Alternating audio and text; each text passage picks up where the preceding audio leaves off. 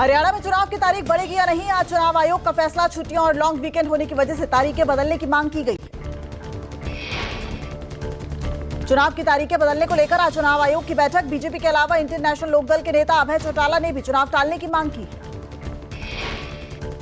चुनाव तारीखें बदलने का कांग्रेस ने विरोध किया है। कांग्रेस ने कहा है कि हरियाणा के मतदाता जागरूक हैं, कहीं छुट्टियां मनाने नहीं जाएंगे। आज प्रदेश हरियाणा कांग्रेस की स्क्रीनिंग कमेटी की बैठक है। टिकट के दावेदारों पर होगा मंथन। अजय माकन स्क्रीनिंग के चेयरमैन हैं। स्क्रीनिंग कमेटी की बैठक में नाम तय होने के बाद सीईसी की मीटिंग होगी, जिससे उम्मीदवारों के नाम पर अंतिम मोहर लगेगी। हरियाणा में एक साथ आएंगे दुष्यंत चौटाला और चंद्रशेखर आजाद। आज जेजेपी और चंद्रशेखर आजाद की पार्टी में होगा गठबंधन। दोपहर 2 बजे के बाद गठबंधन पर औपचारिक ऐलान किया जाएगा। हरियाणा में जेजेपी और चंद्रशेखर रावण मिलकर लड़ेंगे चुनाव।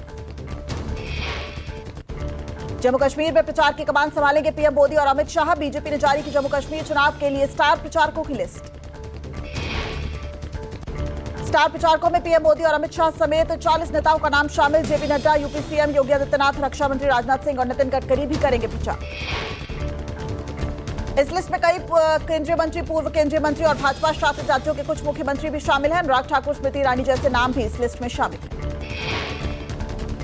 बीजेपी ने कैंपेन को लेकर रणनीति बनाई है। सूत्रों के मुताबिक कश्मीर में 1 या 2 और जम्मू क्षेत्र में 8 से 10 रैलियां कर सकते हैं प्रधानमंत्री नरेंद्र मोदी। जम्मू कश्मीर में विधानसभा चुनाव 3 चरणों में कराए जाएंगे। विधानसभा चुनाव के नतीजे 4 अक्टूबर को आएंगे। पहले फेज में 24 सीटों पर, दूसरे फेज में 26 और तीसरे फेज में 40 सीटों पर मतदान होगा। जम्मू कश्मीर विधानसभा चुनाव के लिए कांग्रेस और नेशनल कॉन्फ्रेंस के बीच सीट शेयरिंग का समझौता हो गया है। 32 सीटों पर कांग्रेस और 51 सीटों पर नेशनल कॉन्फ्रेंस लड़ेगी चुनाव। 90 में से 5 सीटों पर फ्रेंडली फाइट होगी। एक सीट सहयोगी दलों जेके, एनपीपी और सीपीआईएम को दी गई है। फारूक अब्दुल्ला ने कहा है, हम लोगों की मुहिम शुरू की थी कि उन ताकतों के खिलाफ लड़े जो यहां लोगों को बांटने की कोशिश कर रहे हैं। इंडिया गठबंधन बना ही इसलिए था कि सांप्रदायिक ताकतों के खिलाफ लड़े। जम्मू कश्मीर विधानसभा चुनावों के लिए नेशनल कॉन्फ्रेंस ने जारी की उम्मीदवारों की पहली सूची। 18 उम्मीदवारों के नाम का किया गया ऐलान।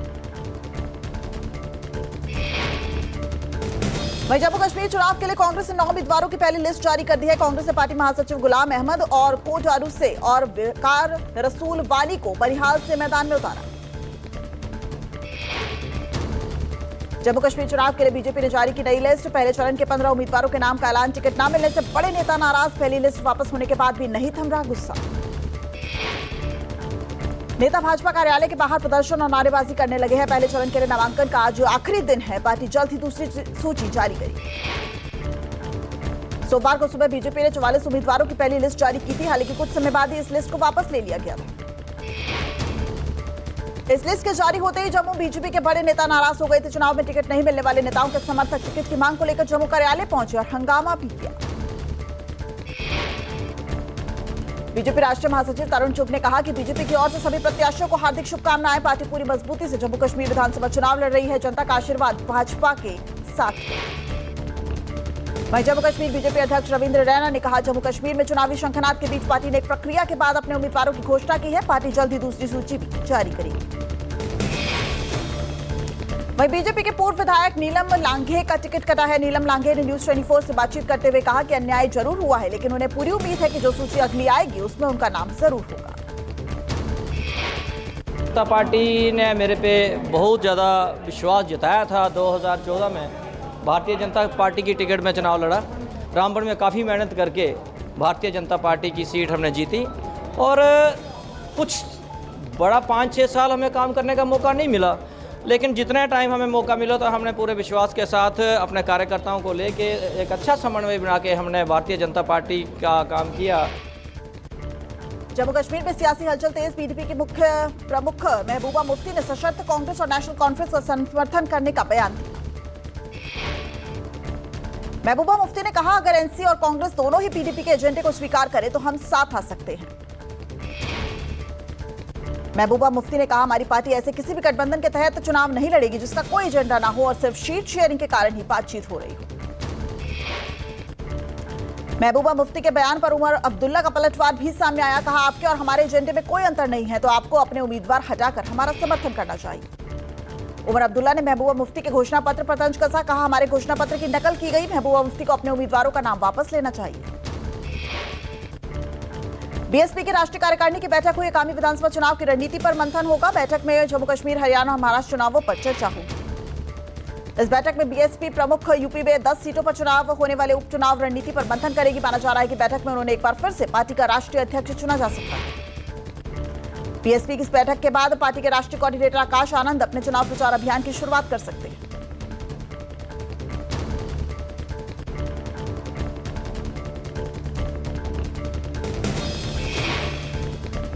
मायावती ने सोशल मीडिया के जरिए कांग्रेस पर बोला हमला। कहा कांग्रेस पिछड़ा और दलित विरोधी है। राहुल की जातीय जनगणना की मांग एक छलावा है। मायावती ने राहुल गांधी पर बोला हमला। कहा दोगली सोच से सतर्क और सजग रहने की जरूरत है। बाबा साहब के अनुयायी कभी माफी नहीं करेंगे। मायावती ने कहा सपा की ओर से 2 जून 1995 में बीएसपी के जरिए समर्थन वापसी पर जानलेवा हमला कराया था। तब कांग्रेस ने क्यों कुछ नहीं कहा। मायावती ने कहा बीएसपी जातीय जनगणना को लेकर हमेशा पक्षधर रही है। आरक्षण और जातीय जनगणना कमजोर वर्गों के हितों के लिए बहुत जरूरी है। कोलकाता रेप मर्डर केस के विरोध में पश्चिम बंगाल में छात्र संगठनों का आज ना बनना अभियान। सड़क पर मार्च करके विरोध जताएंगे छात्र। कोलकाता में सुरक्षा के लिहाज से 6000 से अधिक पुलिस के जवानों को तैनात किया गया है। ड्रोन की मदद से भी निगरानी की जा रही है। शुभेंदु अधिकारी ने नबान्न अभियान का समर्थन किया। नबन्ना मार्च के मद्देनजर कोलकाता में सुरक्षा कर्मियों को तैनाती बढ़ी। हावड़ा के संतगारी छी बैरिकेड लगाया गया है। बांग्लादेश के मुद्दे पर सीएम योगी आक्रामक नजर आए। कहा राष्ट्र सर्वोपरि है, राष्ट्र से बढ़कर कुछ नहीं हो सकता, लेकिन यह तब सब होगा जब हम सब एक साथ रहेंगे। हम पटेंगे तो कटेंगे। राष्ट्र से बढ़कर भी कुछ नहीं हो सकता, कुछ नहीं हो सकता। और राष्ट्र तब सशक्त होगा जब हम एक रहेंगे, नेक रहेंगे, सभी नेक रहेंगे। बटेंगे तो कटेंगे। आप देख रहे हैं ना, वो गलतियां यहां नहीं होनी चाहिए। बटेंगे तो कटेंगे, एक रहेंगे तो नेक रहेंगे। योगी के बयान पर अखिलेश यादव का वार। एक्स पर लिखा कि जिम्मेदार लोगों का काम भय से बचाना होता है, भय फैलाना नहीं। अगर ये किसी के व्यक्तिगत विचार हैं तो गलत है, और उनका अगर उनके दल हैं तो उनसे भी ज्यादा गलत है। कंगना रनौत ने बीजेपी से झटका। पार्टी ने उनके किसान आंदोलन वाले बयान से किया किनारा। पार्टी ने उनके बयान पर असहमति भी जताई है। वहीं पार्टी आलाकमान ने मंडी सांसद कंगना रनौत को हिदायत दी है कि वो भविष्य में किसी तरह का बयान न दे। वहीं कांग्रेस सांसद राहुल गांधी ने एक्स पर बीजेपी पर साधा निशाना। किसानों से किए गए वादों को पूरा करने में नाकाम मोदी सरकार का दुष्प्रचार तंत्र लगातार किसानों का अपमान करने में जुटा हुआ है। उधर कंगना के बयान को लेकर विपक्ष बीजेपी पर हमलावर है। आम आदमी पार्टी ने ऐलान किया है कि वो हरियाणा में बयान के विरोध में प्रदर्शन करेगी। कंगना के बयान पर राकेश टिकैत ने भी इस मामले पर अपनी प्रतिक्रिया दी है। उन्होंने कहा है किसी भी सांसद को इस तरह का बयान नहीं देना चाहिए, साथ ही उन्हें अपने क्षेत्र के विकास पर ध्यान देना चाहिए। डॉक्टरों की सुरक्षा के लिए तेज हुआ एक्शन। नेशनल टास्क फोर्स की पहली बैठक आज। टास्क फोर्स में विभिन्न doctor association, medical association, resident doctors association शामिल होंगे। दिल्ली शराब के नीति केस में आया सीएम केजरीवाल की कोर्ट में पेशी। वीडियो कॉन्फ्रेंसिंग के जरिए कोर्ट में किया जाएगा पेश। आज खत्म हो रही है न्यायिक हिरासत। आज राउस एवेन्यू कोर्ट में सुनवाई होगी। साथ ही कोर्ट सीबीआई द्वारा दाखिल की गई सप्लीमेंट्री चार्जशीट पर भी विचार कर सकती है। सुप्रीम कोर्ट में आज आबकारी नीति केस में आज कविता की जमानत पर अर्जी भी सुनवाई है, और न्यायमूर्ति बीआर गवई और न्यायमूर्ति केवी विश्वनाथन की पीठ करेगी सुनवाई। आज ममता सरकार की याचिका पर सुप्रीम कोर्ट में सुनवाई होगी। 77 जातियों को ओबीसी में शामिल करने का है मामला। कलकत्ता हाईकोर्ट पहले फैसले पर लगा चुका है रोक। मौसम विभाग ने दिल्ली, एनसीआर, उत्तराखंड, गुजरात, राजस्थान समेत 6 राज्यों में बारिश की चेतावनी जारी की है। कई राज्यों में बारिश का रेड अलर्ट भी है। आज गुजरात के 7 जिलों में भारी बारिश का रेड अलर्ट है। गांधीनगर, अहमदाबाद, वडोदरा, वलसाड़ समेत 23 जिलों में बारिश का ऑरेंज अलर्ट है। कई जिलों में बाढ़ जैसे हालात हैं। सभी प्राइमरी स्कूल बंद रहेंगे।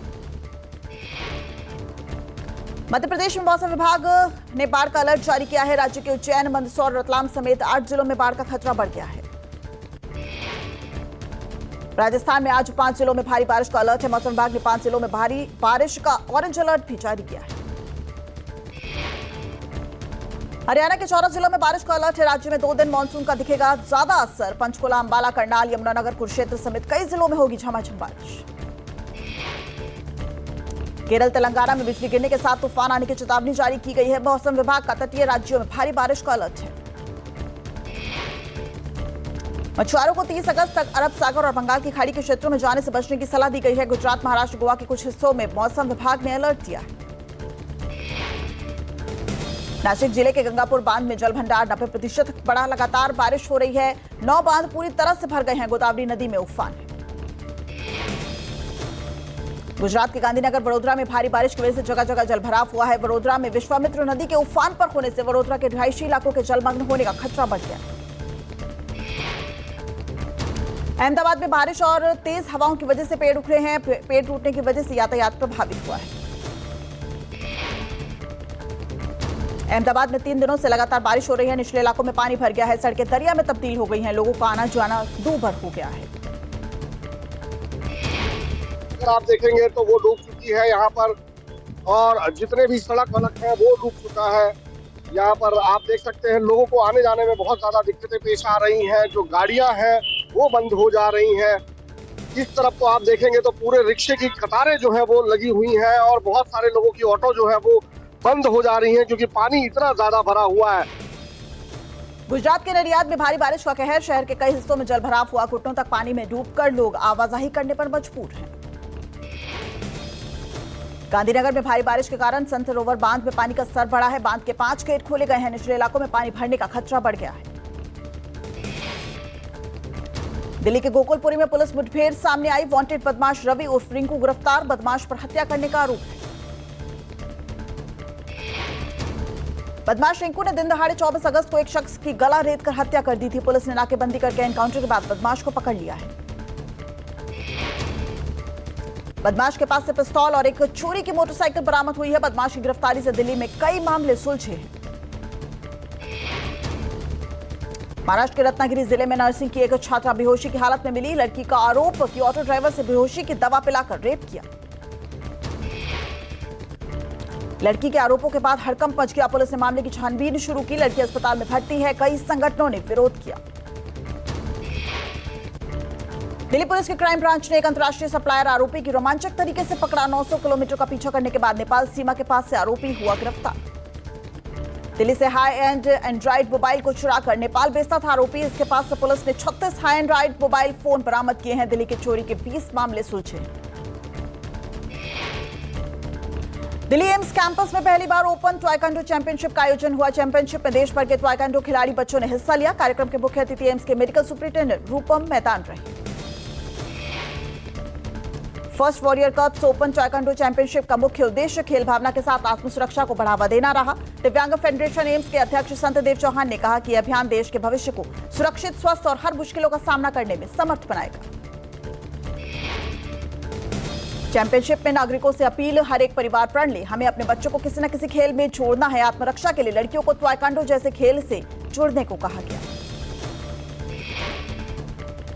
महाराष्ट्र में दही हांडी उत्सव की धूम। मुंबई में दही हांडी उत्सव मना। दादर इलाके में महिलाओं की टीम ने तोड़ी दही हांडी। ठाणे में दही हांडी के बड़े आयोजन किए गए। दही हांडी मटकी को फोड़ने के लिए निकली गोवंदाओं की टोली। लड़कियों की टोली भी दही मटकी उत्सव में ले रही है हिस्सा। मुंबई सहित महाराष्ट्र में आज दही हांडी की धूम है और सभी लोग गोविंदा आला रे की मस्ती में डूबे हुए हैं। मैं इस वक्त दादर में हूं और आप देख सकते हैं कि दादर में दही हांडी फोड़ने के लिए जो लड़कियां हैं वो भी किसी से कम नहीं हैं। देश भर में मनाया गया जन्माष्टमी का त्योहार। कान्हा के जन्मोत्सव पर भक्ति में सराबोर दिखे भक्त। मथुरा में इस मौके पर विशेष पूजा अर्चना की गई। दिल्ली में श्री कृष्ण जन्माष्टमी के अवसर पर बिड़ला मंदिर में विशेष पूजा की गई। मंदिर में बाहर भक्तों की भारी भीड़ दिखी। केंद्रीय मंत्री शिवराज सिंह चौहान ने कृष्ण जन्माष्टमी के अवसर पर भोपाल के इस्कॉन मंदिर में पूजा अर्चना की। इस दौरान उनका परिवार भी मौजूद रहा। जयपुर में मुख्यमंत्री भजनलाल शर्मा श्री कृष्ण जन्माष्टमी के अवसर पर इस्कॉन मंदिर पहुंचे और पूजा अर्चना की। गुजरात के मुख्यमंत्री भूपेंद्र पटेल ने भी श्री कृष्ण जन्माष्टमी के मौके पर अहमदाबाद के इस्कॉन मंदिर पहुंचे और वहां विशेष पूजा अर्चना की। यूपी के गोरखपुर में मुख्यमंत्री योगी आदित्यनाथ ने गोरखपुर मंदिर में श्री कृष्ण जन्माष्टमी मनाई। देहरादून में मुख्यमंत्री पुष्कर सिंह धामी ने श्री कृष्ण जन्माष्टमी के अवसर पर देहरादून पुलिस लाइन में आयोजित सांस्कृतिक कार्यक्रम में हिस्सा लिया। बदलापुर की घटना पर महिला बाल कल्याण मंत्रालय और शिक्षा मंत्रालय ने सरकार को सौंपी रिपोर्ट। दीपक केसरकर ने रिपोर्ट मिलने की जानकारी। बाल अधिकार संरक्षण आयोग ने बच्चियों के यौन उत्पीड़न मामले में राज्य सरकार को सौंपी रिपोर्ट। रिपोर्ट में कई गंभीर मुद्दों को उठाया गया।